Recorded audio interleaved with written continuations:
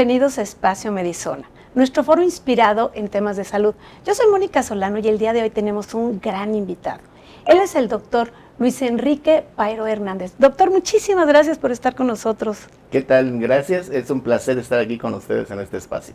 Su currículum es impresionante. Por favor, platíquenos desde antes, cuando era pequeño, cómo empezó, cómo nació el gusto por ser doctor y cómo ha sido toda su trayectoria hasta llegar a todas. Tiene dos especialidades y una carrera, tengo entendido. Sí. Bueno, en medicina yo decidí estudiar medicina porque yo, al ser originario de Villahermosa, Tabasco, yo nací allá, vivía con mis abuelos y de pequeño me regalaban varias cosas de militares. Entre ellas me regalaron un estuche médico para jugar a ser médico. Entonces allí lo que hacíamos era, yo me inspiré en querer ser médico porque me gustaba. Me acompañaban mis abuelos a las consultas, los doctores me daban las recomendaciones a mí de qué se iban a tomar, cómo se lo deberían dar. Y pues era una cosa bastante bonita y me gustaba, y algo me decía que yo tenía que estar por ahí. Cuando ya cumplí 15 años, después de haber estudiado la primaria y la secundaria allá, salió un spot publicitario del ejército que era una opción en tu futuro. Y la tomé. Esa opción nos marcaba anteriormente, entrabas al colegio militar para hacer la prepa. Entonces yo nada más me definí allí para hacer la preparatoria en ciencias químico-biológicas. Se daba en la Escuela Militar de Oficiales de Sanidad, que son los enfermeros de combate. Qué Entonces interesante. esos enfermeros eran los que los mandaban a las unidades para ser los primeros que atendían a los heridos y después se los llevaban al médico. Pero yo quería ser médico. Entonces, terminando esos estudios de 4 años, me gradué, era subteniente enfermero, me fui a Tijuana y regresé posteriormente a ser maestro de los enfermeros en la escuela donde yo estudié. Y después me ingresé a la Escuela Médico Militar. En la Escuela Médico Militar eran 6 años de estudios, los 6 internados, y posteriormente eran 2 años de internado como médico en el Hospital Central Militar en 1995 hasta 1997. Posteriormente me fui a prestar mis servicios como médico militar ya en una escuela principalmente estuve en el batallón de policía militar. Ajá. Y estuve en las fuerzas especiales también, estuve 4 años ahí y ya decidí ingresar a la especialidad, tomé cirugía general. En cirugía general terminé la especialidad, me mandaron a Cuernavaca y en Cuernavaca estuve 1 año, después regresé al Hospital Central Militar y tomé la opción de hacer una subespecialidad, que era cirugía cardiotorácica. Y ahí es donde ya me defino más qué vamos a hacer. Al estudiar cirugía cardiotorácica, puedes escoger operar corazón y pulmones, o operar solo pulmones o solo corazón, como tú quieras. Esa es una opción que te dan los consejos ya una vez graduado. ¿Y usted cuál escogió? Cirugía torácica. Torácica. Yo estoy más enfocado a la cirugía torácica, pero a veces la vida te lleva hacia esos lugares.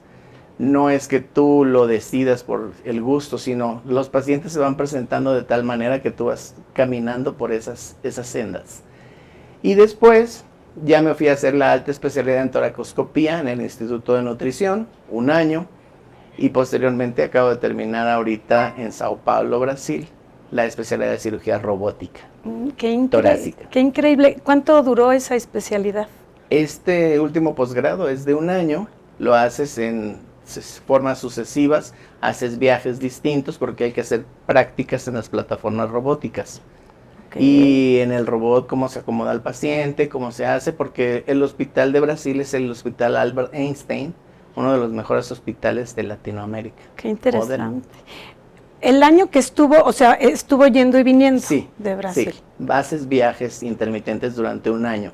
Porque tienes la opción de, pues si estamos trabajando ya, no nos podemos dar el lujo a estas alturas de la vida de suspender todas tus actividades para poder hacer este estudio. Qué interesante. ¿Y en Brasil es donde ahorita se está dando más esta especialidad? Sí, porque ellos tienen, es un hospital israelí y tienen muchos insumos, cuentan con 4 robots o más en el hospital, independientemente de las consolas de práctica que tienen allí.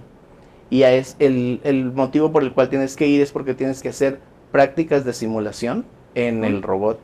Tienes que hacer prácticas de las cirugías que haces. Tienes que ver a los profesores cómo las hacen, cómo la ejecutan, Claro. cómo se coloca el paciente. Tienes que viajar, estar allí en el hospital para entrar a esas prácticas. Y independientemente de eso también, pues te enseñan en los simuladores como si tú estuvieras ya en la cirugía. Para usted como médico, yo creo que ha de ser una ayuda extraordinaria tener un robot, y me imagino porque no fallan los robots. ¿O cuál es el plus? Bueno, el plus del robot es que tiene mayor acceso hacia las áreas más internas del organismo para poder quitar partes más pequeñas sin dañar y hacer que el paciente se recupere más rápido. Wow, qué Porque increíble. no se va a lastimar tanto como con una cirugía abierta. He vivido todos estos procesos desde la cirugía convencional o abierta hasta la cirugía robótica. Entonces, en cada uno de esos procesos, tú puedes hacer prácticas o puedes adecuar al paciente la forma que lo tienes que operar o lo que el paciente requiere. Y entre más formas de operar conozcas o técnicas quirúrgicas ejecutes, pues el paciente se va a ver beneficiado. Claro. Y por ejemplo, aquí en México, me imagino que todavía no hay robots. ¿No? ¿Ya hay? No, sí hay. ¿Cuál? Sí hay. Tenemos en el hospital militar hay robot.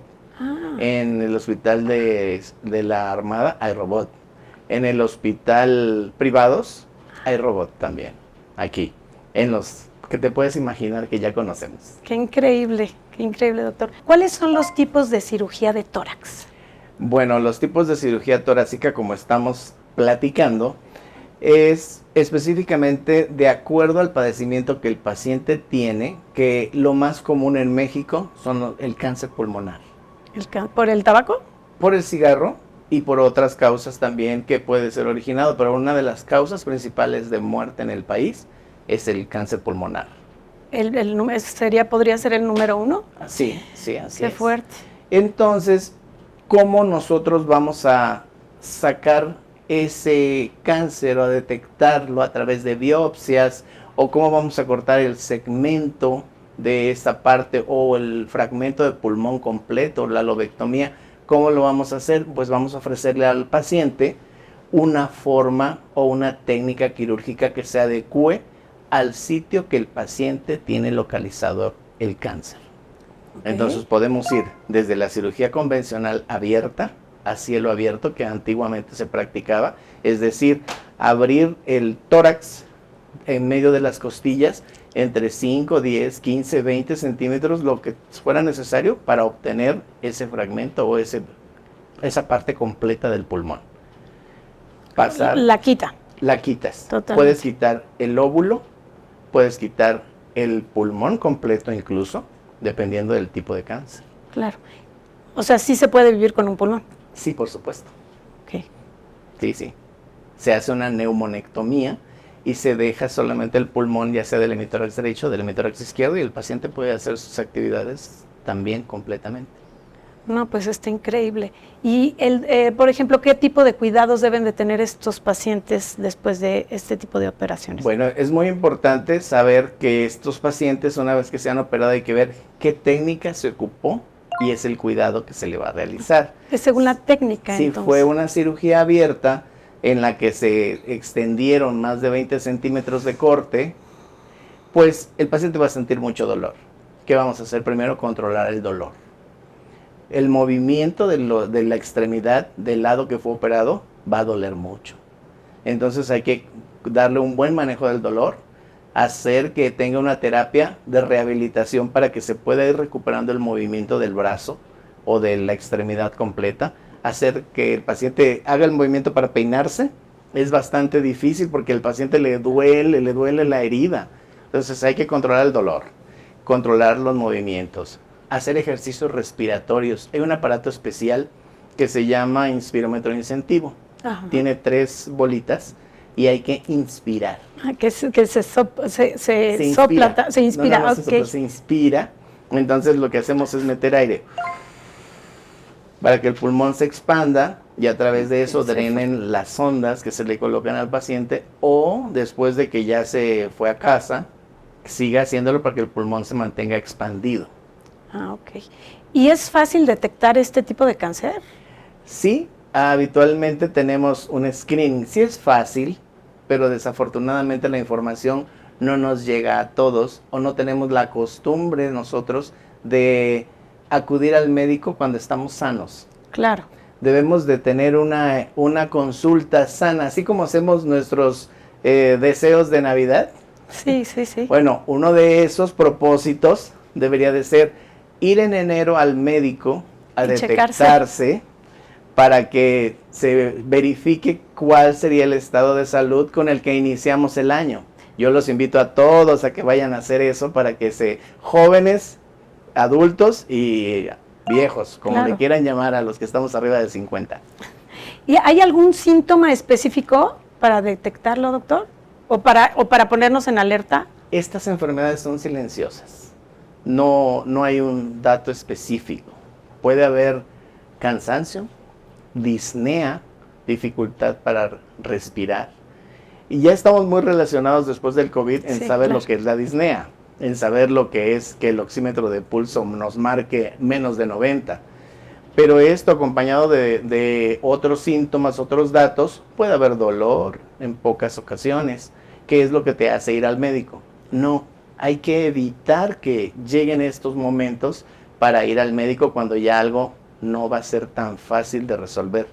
Mejor podemos ir en enero, tomar una placa de tórax, revisarla, que se observe, y allí podríamos detectar pequeñas bolitas que se llaman nódulos pulmonares, que son los que podemos operar por las diferentes técnicas quirúrgicas que ahorita podremos hablar. Claro, tiene toda la razón. Hay que curarse en salud, ¿no? Como bien dicen.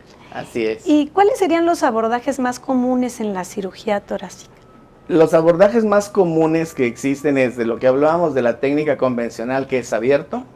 Existe otra de mínima invasión porque empezamos a progresar para ya no abrir tanto al paciente. Hacemos una que se llama de mínima invasión, que es toracoscopía. La toracoscopía es la introducción a través de 2 o 3 orificios, según como lo requiera el paciente, para llegar al sitio donde está el nódulo, el tumor o el área afectada para tomar una biopsia, cortar el segmento. Todo eso se puede hacer a través de 3 pequeños orificios. Antes esa era la maravilla. Posteriormente podemos hacerlo, en caso de no hacer los 3 orificios, hacer solo uno, y es otra cirugía por puerto único. Hacer una de 5 centímetros, y a través de eso metemos los instrumentos de toracoscopía y localizamos también lo que vamos a resecar, o por robot. Y el robot nos permite abrir 4 orificios, pero nos va a permitir llegar a áreas más profundas del tórax, que es donde están los ganglios. Entonces, al tomar ya el área afectada, la cortamos. Pero aparte de eso, los que nos avisan también son los ganglios. ¿Cuántos ganglios están afectados? Y esos tomarlos por toracoscopía necesita uno más de estrés de lo habitual para poderlo hacer, que también se puede. Pero el robot te permite con una limpieza y una exactitud genial tomar esos fragmentos, esos nódulos, para que los puedan estudiar los patólogos y nos puedan informar si está diseminado la enfermedad, la infección o el cáncer, a través de resecar todos esos ganglios de forma limpia y el paciente se vaya temprano del hospital. Pues qué interesante, doctor. Doctor, ¿qué tan riesgosa es una cirugía de tórax? Sí, tiene bastantes riesgos porque se van a tocar ciertas áreas muy cercanas a los grandes vasos que irrigan el corazón. Está muy cerca el corazón, está el pulmón, que es una estructura que con un solo daño, rasguño que tenga, el aire se puede salir y quedar lesionado. Las áreas que están dentro del tórax son importantes porque allí confluyen nervios, confluye un área especial que es el conducto linfático, que podría llegarse a dañar y nos puede producir complicaciones. Todas esas áreas, aunque son de cuidado, lo que te enseñan durante la especialidad es a tener esos riesgos controlados. Okay. Por eso te conviertes en especialista de cualquier especialidad, Claro. para que esas complicaciones ocurran en el menor de los casos. Y si llegan a ocurrir, el especialista las sepa resolver. Claro. Pero sí se tienen que hablar para informar a los pacientes y a los familiares qué áreas vamos a trabajar, pero eso a veces lo hacemos de tal forma que nos da miedo. Y entonces, en vez de envalentonarnos para enfrentarnos a la cirugía y a la enfermedad, nos acobardamos más y nos da miedo y hasta queremos como suspender el procedimiento. Y no debería de ser. Esa información se da para que sepamos tomar una decisión. Las mejores decisiones se toman con la información que tengamos. Claro. Y bueno, hace un momento nos comentaba que una de las cirugías que más se utilizan es la de cáncer de pulmón. Así es. ¿Cuáles otras? En el tórax se emplean muchas técnicas quirúrgicas porque también no nada más se sufre del cáncer, también se sufren de otro tipo de enfermedades como pueden ser las fracturas costales cuando tienes algún accidente. Entonces, si se te llega a fracturar alguna costilla, está acompañada siempre de los vasos sanguíneos en la parte inferior. Esos vasos también se llegan a dañar. Si la fractura desafortunadamente cae hacia la parte interna del tórax, puede romper el pulmón. Entonces hay que entrar a reparar el pulmón, a sacar la sangre que se regó, a lavar la cavidad, a alinear las costillas y a reparar mediante una fijación especial la costilla. Entonces se ponen son unas grapas especiales que hay de titanio ya en el mercado, o hay otra serie de materiales que también se puede hacer para fijar esa costilla y no esté fracturada, que esté dañando el pulmón. Es correcto. Entonces se le deja también un drenaje, se mete a drenar, a lavar, a limpiar y se deja un drenaje, se deja una sonda. Y esa sonda se deja en un receptáculo que es un dispositivo que se llama sello de agua. Por eso el paciente debe estar hospitalizado cuando sufre este tipo de cosas. ¿Y más o menos cuánto tiempo dura la hospitalización? Dependiendo del evento que estamos tratando y de la cirugía que se llevó a cabo, si es por ejemplo una cirugía abierta de toracotomía, va a estar en un hospital entre 5, 7 o 10 días un paciente hospitalizado. Y el tiempo de recuperación que va a llevar va a ser de 4 a 8 semanas para que él se pueda incorporar a sus labores en forma natural o normal. Si fuera por toracoscopía, cuando se resuelven, es la ventaja de la toracoscopía, va a estar nada más 3, 4 días hospitalizado o 2 y se va a recuperar en una semana o 2. Y por ejemplo, cuando pasan este tipo de accidentes en automóvil, sí se da mucho que se rompen las costillas. Sí, claro. ¿Qué porcentaje hay de que se llegue a perforar un pulmón? Digo, me imagino que todos los casos son diferentes, pero más o menos, ¿sí es fácil que una costilla te pueda llegar a perforar un pulmón? Sí, por supuesto, es fácil, el porcentaje puede ser alto, porque la contusión, el golpe que recibes, va a depender qué tan fuerte es ese traumatismo para que te llegue a romper 1, 2 o toda la parrilla costal. Y la puede hacer en un fragmento, en una mitad o en 3 partes o más. Y eso va a ser una complicación mayor llamada tórax inestable, que tiene una urgencia para que se opere, pero de lo más pronto. Entonces debe de estabilizarse el tórax para que pueda volver a respirar el paciente, porque entonces no se va a poder recuperar y el porcentaje de mortalidad va a ser alto. En caso de no perforar el pulmón, no hay cirugía para las costillas, ¿verdad? No. El pulmón se tendría que reparar en caso de perforarse. Ajá. Eso es el pulmón. Y la costilla tendría que repararse si se desalinea la fractura. Es decir, se queda dentro, intrusa. Y hay que jalar la costilla, alinearla y colocar el fijador costal. Qué interesante, doctor. Ese es otro tipo de cirugía. Hay otras enfermedades en las que solamente se va a presentar la acumulación de líquido. Y esta es muy frecuente en los ancianos. ¿Qué pasa cuando a un abuelito le da gripa? Empezamos a tomar remedios caseros para tratar la enfermedad. no recibió vacunas de la influenza, no tiene vacunas del neumococo y progresa la enfermedad de la gripa, baja hacia las vías respiratorias bajas y posteriormente se va al pulmón y se empieza a hacer una neumonía. De una bronquitis pasó a ser una neumonía y esa neumonía evoluciona de tal manera que llega a presentar un derrame y ese líquido es el que hay que operar para sacarlo. Por Entonces, eso hay ese que es otro tipo de prevenirlo. cirugía, es correcto. Entonces ahora que va a ser diciembre, ya está ahorita en octubre la promoción de las vacunas de la influenza, del neumococo, para las personas mayores. Claro, Entonces hay que evitar que las personas les dé neumonía para que se eviten los derrames pleurales. Y ponerle sonda al paciente, colocarle su sello de agua, todo esto, una cosa lleva a otra. Va complicándose. ¿Usted qué recomienda? ¿Las vacunas? Las vacunas, ¿Y qué otra? la prevención, la alimentación, el tomar algunos medicamentos también para prevenir, pero y cuidarse del contagio. Claro. Ahorita todavía incluso hay COVID. Claro, claro.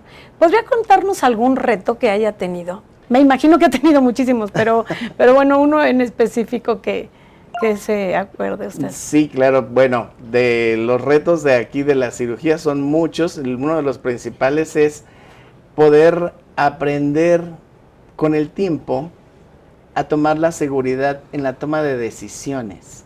Es el reto más grande del médico, saber qué hacer en un momento específico. La toma de decisiones es lo más difícil para los médicos, pero ahora puede ser sencillo, ya después de años, porque todos los cirujanos después de que se preparan deben tener una curva de aprendizaje. Claro. De acuerdo a la cantidad de cirugías que tú practicas, de acuerdo al centro donde tú te preparaste. Si te estamos hablando del Centro Médico Nacional de la Raza, pues los pacientes llegan ahí porque es un hospital de concentración, donde te ofrece una gran cantidad de procedimientos de los cuales puedes aprender. El reto es tomar la mejor decisión. Y eso lo da la experiencia. Es correcto. Y la información, entonces, esa información, ¿cómo se obtiene? Pues estudiando. Claro. ¿Qué consejo le puede dar a los doctores que apenas están empezando? Que no se desesperen. Que no se desesperen porque día a día, hay un aprendizaje de acuerdo al caso que se te va a presentar, que tú no sabes qué va a llegar ese día, que ya estás haciendo la residencia y que se presenta un nuevo caso. Ese caso es el capítulo del libro que tienes que leer. Ese caso es tu libro abierto, que es tu paciente, lo que tienes que aprender. Entonces no desaproveches la oportunidad porque cada paciente que está en una cama es una oportunidad de aprender. Interesante, doctor. Pues alguna otra cosa que quiera agregar. Pues yo creo que inspirar a las personas, a los jóvenes, para que también sigan con este tipo de especialidad que yo tengo, para que ellos también se atrevan a hacerlo, porque está ocurriendo algo. Todos se van, no sé, según sus gustos, según sus esfuerzos. Esta es una especialidad muy larga, como lo es la neurocirugía, como lo es. ¿Cuántos años dura? Son 4 años de cirugía general, 4 años de cirugía cardiotorácica, más la cirugía toracoscópica que puedes hacerla de 1 año, más la cirugía robótica otro año, más tu carrera de medicina de 6, ya estamos hablando de más de 18 años de estudios. Claro. Entonces, y además se sigue preparando, pero ahorita usted ya está haciendo. Sí, porque en todo momento esto está cambiando, las plataformas están variando, entonces es difícil que tú quieras llegar y tener éxito mañana. No, puede llegar pasado mañana, puede llegar el próximo mes y no sea que le definas como éxito, pero lograr tus objetivos y concluir tus estudios, obtener tus diplomas, pasar los consejos, porque esta área médica es la única de las carreras que yo conozco donde debes de permanecer vigente a través de los consejos de especialidad. Y para eso tienes que ir a congresos, tienes que seguirte preparando, estar estudiando siempre, ir a un curso, un webinar, estar pendiente de las pláticas, pertenecer a sociedades médicas donde puedas convivir con otros especialistas y compartir las experiencias. Y Usted, por lo visto, es muy, muy inquieto, doctor. Además, tiene mucho conocimiento y me imagino, evidentemente, que va a seguir preparándose. ¿Hay algo más ahorita que usted diga, quiero prepararme en esto? Sí, ahorita quiero desarrollar la experiencia en la cirugía robótica. Y hay otras plataformas de robot, porque este robot es el que conocemos como Da Vinci.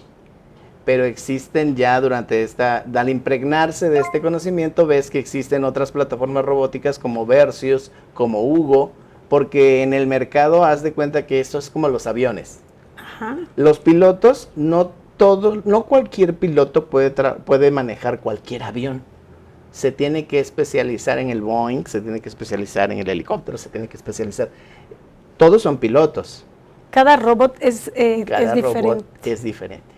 Cada robot tiene una plataforma distinta. ¿Y cada robot es de diferente país o cómo se maneja? No, la mercadotecnia ha hecho diferentes la forma de manejo.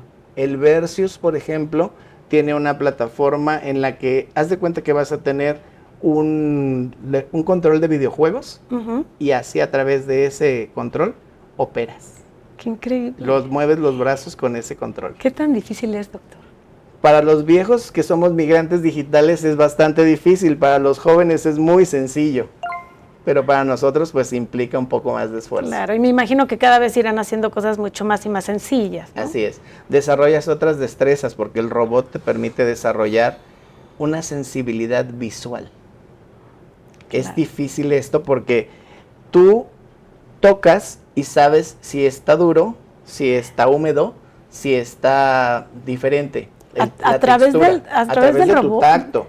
Ahora, ¿cómo lo vas a hacer con un robot claro. que está trabajando en el otro extremo del salón, del quirófano, y tú estás moviendo en el aire y viendo a través de una cámara en tercera dimensión cómo mueves las manos del robot y las pinzas? Claro. Pero no estás sintiendo el tejido porque no tienes contrarresistencia de nada.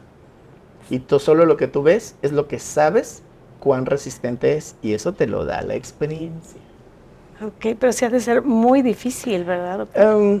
Complicado. Pues es complicado, pero con el tiempo y con la práctica, todo se va logrando. Claro, y como usted dice, yo creo que los jóvenes, los doctores más jóvenes, como ya nacieron con casi con el videojuego en la mano que les compramos, les estamos haciendo un favor. Exactamente.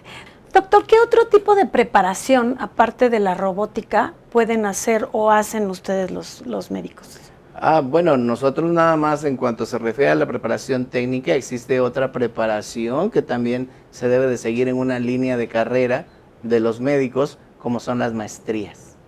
Estas áreas que también los jóvenes que no alcanzaran a entrar a una especialidad, ya ve que hay que hacer un examen del ENARM, sí, exacto. Que el que no, podría también realizarla, o también los especialistas que ya tenemos esta parte cubierta, hacer unas maestrías para que podemos hacer que los jóvenes puedan aprender mejor. ¿Cuál? La maestría en educación. En el área quirúrgica, una maestría en educación nos va a guiar y nos va a ayudar a desarrollar las competencias de esos jóvenes con mayor facilidad, para que nosotros les enseñemos cómo se debe de emplear una herramienta, tomar un instrumental, cuidar el instrumental, pero todo eso se debe enseñar. Qué y interesante. Enseñar el criterio. Además es muy básico también, claro. Yo creo, ¿no? Así como hay maestros de primaria, de secundaria, de preparatoria, también hay maestros de especialidad. Claro, entonces, por supuesto. Hay que enseñarles a los alumnos que el maestro también se debe preparar a través de una maestría en educación. Otra área que también se puede hacer es la investigación. En México no la desarrollamos mucho porque no tenemos tampoco ese conocimiento desarrollado o esa información adquirida para poder realizar un artículo médico. Y otra maestría también que se necesita cuando ya estamos en las instituciones en forma inmersa es la administración, porque el médico puede ser muy buen médico, recetar, pero somos muy malos administradores en algunas ocasiones para poder distribuir pues las economías y saber comprar, qué comprar, cómo adquirir cierto proceso administrativo que se tenga que llevar en un hospital. habitualmente esa parte como que no nos gusta mucho, pero la vida nos lleva por ahí cuando ya nuestra vida profesional, técnica, está terminando. Podemos seguir vigentes en esas áreas. Claro, es muy importante tener esos dos conocimientos, ¿no? Porque aparte de las maestrías hay doctorados, ¿eh? Esto claro. no se acaba. ¿La maestría por lo general es de 2 años? Las maestrías son de 2 años. ¿Y los doctorados también? 3 a 5. De 3 a 5 años. Sí, esto no se acaba. Doctor, fue un placer que haya estado con nosotros. ¿Nos podría compartir sus redes y su contacto? Sí, claro que sí. Me pueden encontrar en mi teléfono particular, es el 55 76 96 13 11. Y en mis redes sociales, que aparezca como mi nombre completo, Luis Enrique Pairo Hernández, en Facebook. Si ponen el nombre en Google, lo pueden encontrar con mucha facilidad. Muchas gracias, porque de verdad tiene un currículum increíble. Y es un gran doctor. Y estar aquí con nosotros, para nosotros es un placer. Muchas gracias. El placer fue para mí estar con ustedes. Muchas gracias por haber estado con nosotros en Espacio Medizona. Ya saben que siempre pensamos en la salud. Yo soy Mónica Solano y no se olviden, porque tenemos unos invitados increíbles. Vamos a seguir subiendo videos y vamos a estar muy presentes. Hasta pronto. Gracias. Gracias, doctor.